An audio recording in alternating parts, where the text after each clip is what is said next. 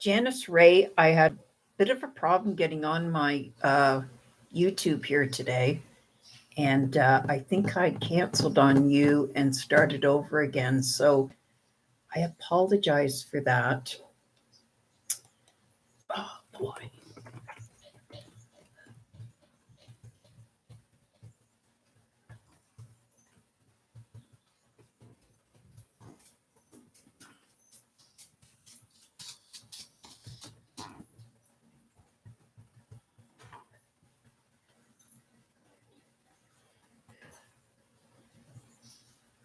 Hello, hello, hello, everyone. I'm so happy to be back today. I'm still not feeling great and I'm a little under the weather. Hi, Kathleen. How are you today? I missed you last week. I missed everybody last week. So I know it was assumed that I was having a COPD thing, but actually it wasn't. It was a rheumatoid arthritis. So when you have the trifactor of chronic illnesses, it's usually going to be one or the other. In this case, it is rheumatoid arthritis that is taking the lead.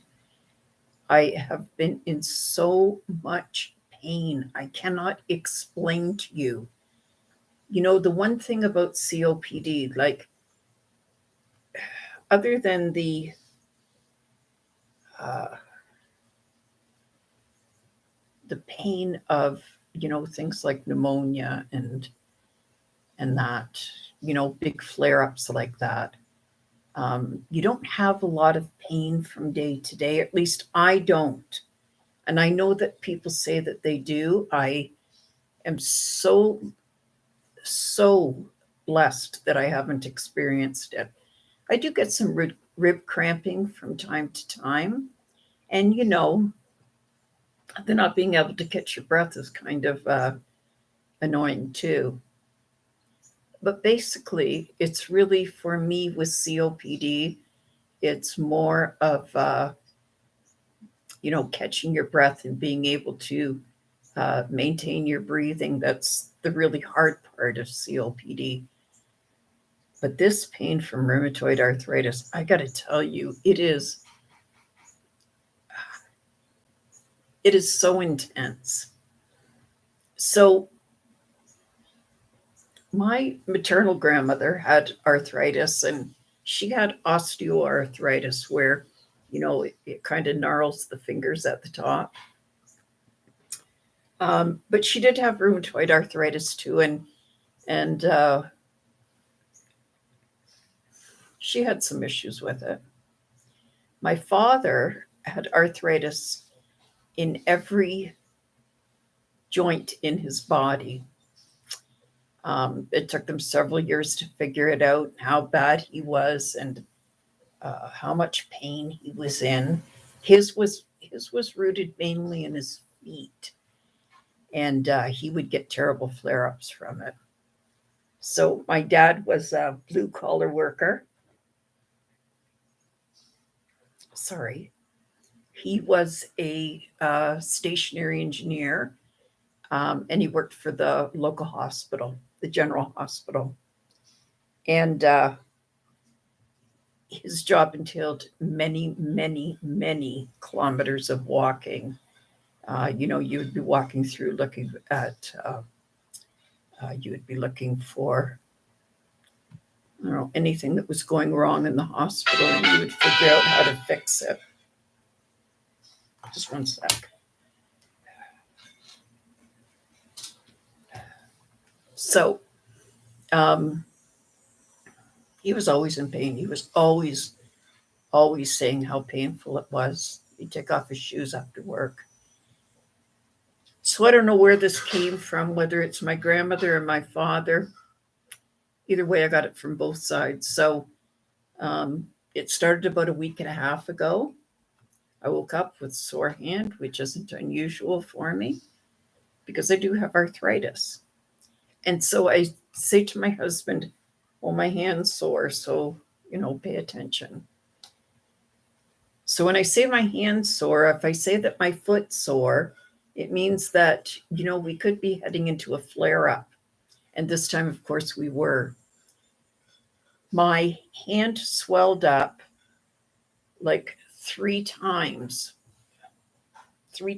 what it's supposed to be. And extremely tender, extremely sore, hot to the touch. So I've been kind of fighting with my doctor, trying to get him to understand that this is not just an infection. He keeps saying, oh, you've got an infection because it's hot. I don't have infection. I have a rheumatoid arthritis flare up. And he thinks that if he gives me antibiotics, it's going to help, when in fact, it doesn't really help at all. It doesn't do anything. The thing is managing the pain and getting through until you can start moving. This is as much movement as I've had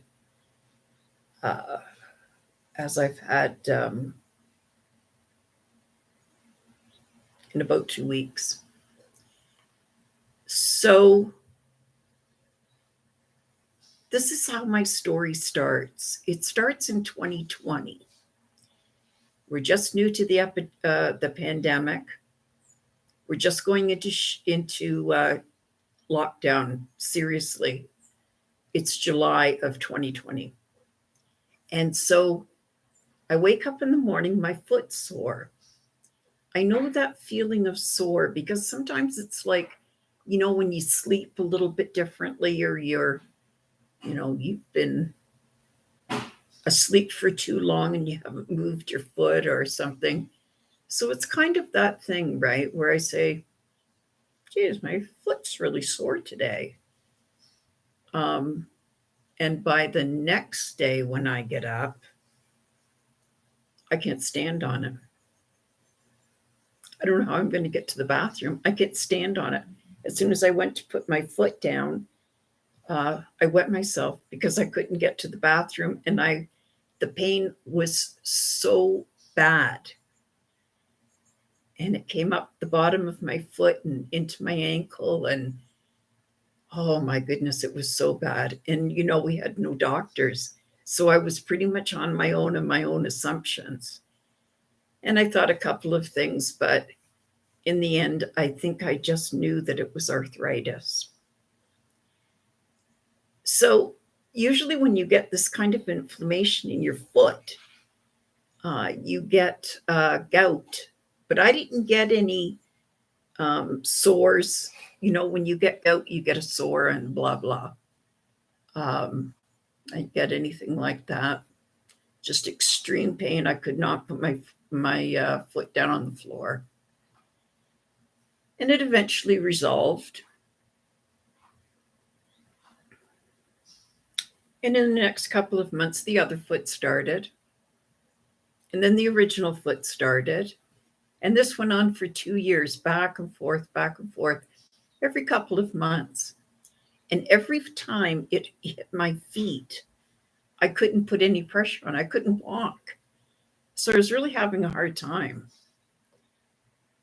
In 2022, it started in my right hand. Started exactly the same in this hand that it has in this hand now. Wake up, my hand's all swollen, can't move it, can't even attempt to close my hand. It's hot to the touch, it's extremely swollen, it's very painful.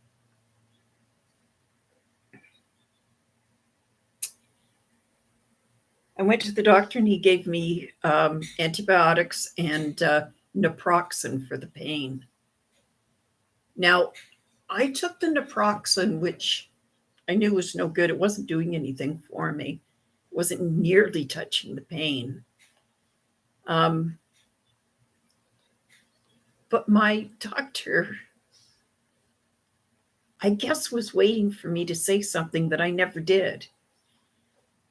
What happened with my right hand in 2022, and it was the day that the Queen passed away. And I went to him with this, and he gave me the antibiotics and the medication that didn't work. And it took about 2 months for that hand to resolve. And when it did, I got a small sore in my knuckle here. Uh, it erupted, it peeled. It was a typical gout sore. It's funny because I was talking to a friend the other night who said to me, "Well, you can't get gout in your hands, so that's not what it was." I said, "Yeah, you can get gout in your hands, and that's what it was." And now it's in my left hand. So I'm not really good at um, dealing with this at all because I can't do anything. This is my latest crisis. I can't take the medications for my COPD because I only have one hand. What the hell do people do if they don't have two hands? Like, so this time I decided to make myself my priority. I decided to do the work that it takes to abdicate for myself, to put an end to this, and I don't have to deal with it. Finding a doctor who can help me. Going back to my doctor and telling him that the naproxen's not working and I need something stronger just to deal with the pain. And then he started to take it kind of seriously, right? So I think what I learned was when you have a trifactor of uh, chronic illnesses like I have, when one flares, the others calm. Have you ever noticed that before? Um,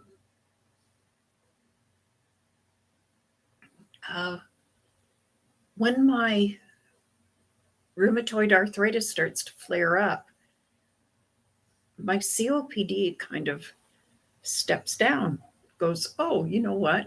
So I haven't had any issue with my COPD since my rheumatoid arthritis flare. So I guess that's uh, one of the good things about maybe having a trifecta, right? At least you get a break from it every once in a while. So, but I need help taking my meds. I can't turn the puffers. I can't turn on the Symbicort, the Respimat. You have to hold it and turn it. I don't know why it's like that, but good Lord, there must be enough of us that have um, arthritis in our hands to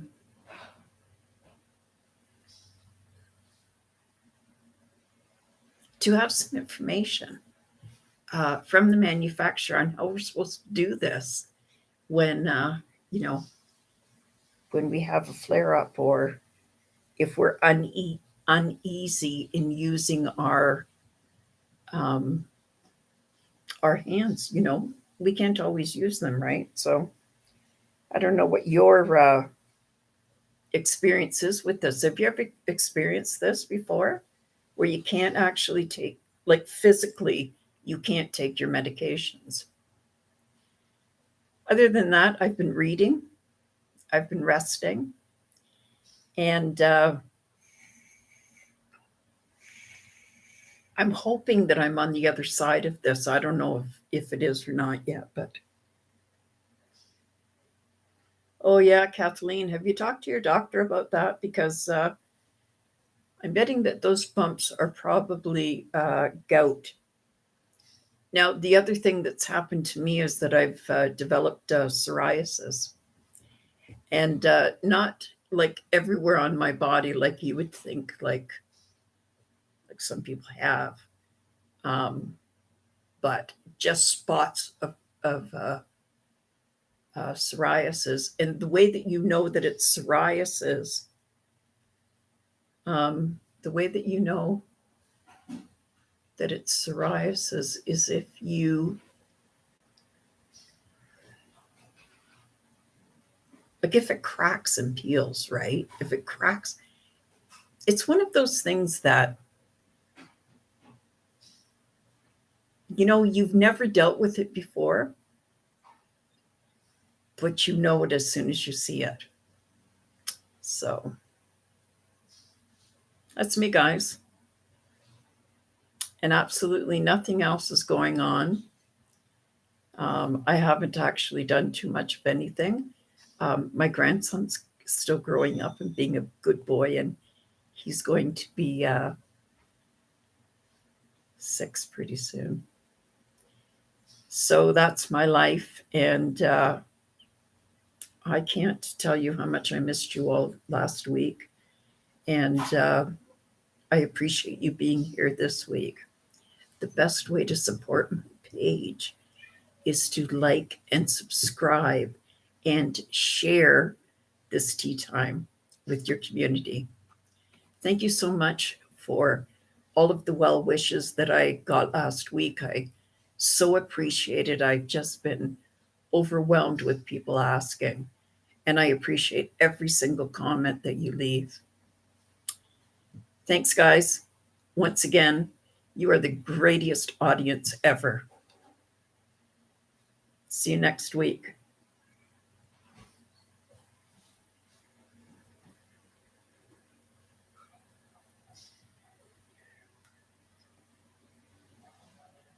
Thank you, everyone.